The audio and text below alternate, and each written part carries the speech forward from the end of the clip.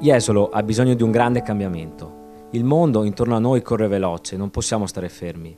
Jesolo è una grande città e merita impegno, dedizione, competenze ed energie nuove. Viviamo in una città bellissima. Il mare, la laguna, la campagna sono una fortuna per chi vive qui. Siamo cresciuti molto negli ultimi anni, ma c'è ancora tanto da fare.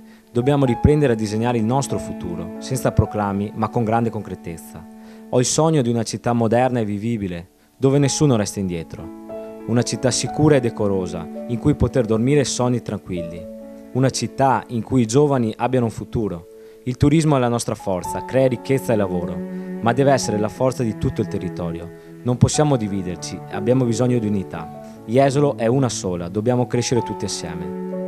Mi piacerebbe ricominciare a parlare di piste ciclabili, di centro storico, di frazioni, di uno sviluppo edilizio sostenibile, di asili nido, di rispetto per chi lavora, di case per i residenti, di ambiente, di servizi per gli anziani, di come spendere bene i soldi pubblici, di spiaggia.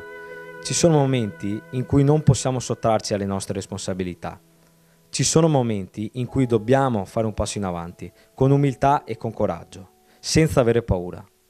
Le mani che stringo, gli occhi che incrocio per strada, raccontano la storia di chi vive e lavora in questa città ed è deluso dalle promesse non mantenute, dalla politica che parla di sé e non alle persone, di una città che da troppo tempo è immobile, che non guarda oltre il proprio territorio.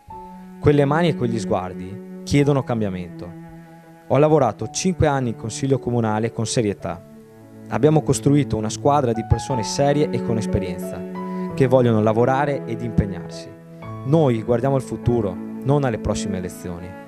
Il futuro non può essere la riproposizione del passato. Il futuro è oggi ed è in mano a tutti noi. Per questo ho deciso di mettermi al servizio della mia comunità e di candidarmi a sindaco di Jesolo. Se cambi, Jesolo cambia.